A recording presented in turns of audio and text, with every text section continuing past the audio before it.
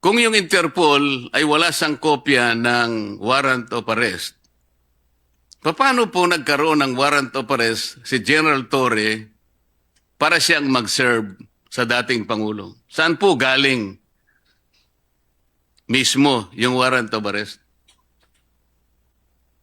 Yes, ang pagkaalala ko dun sa hearing, pinadala electronically ng ICC dun sa kanilang counterpart dito sa Pilipinas, which is the Philippine Council for Transnational Crime. Yan nga po.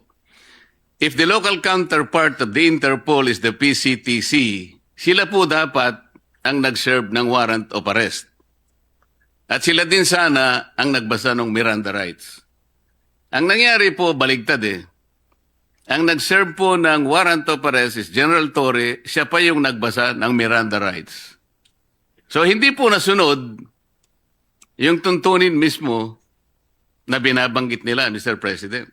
Tama po. At nagtaka rin po kami kasi ang nakita natin, yung nandun, si General Torre, sabay nung sinasabing Special Envoy, Ambassador Lacanilao. At siya bigla ang may hawak ng ICC warrant at siya rin ang sumama kay dating Presidente Duterte hanggang sa The Hague. Pinagtatakahan po dahil yung NCTC ay walang alam sa pag-a-appoint niya at pagbibigay ng otoridad sa kanya.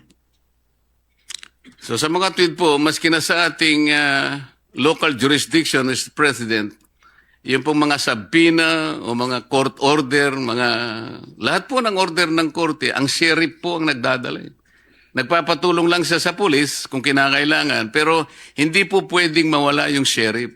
Dito po sa pangyayaring ito, yung sheriff, dapat yung executive order ay executive director ng PCTC ang nag-serve ng warrant at siyang dapat na nagbasa ng Miranda warnings. Tama po?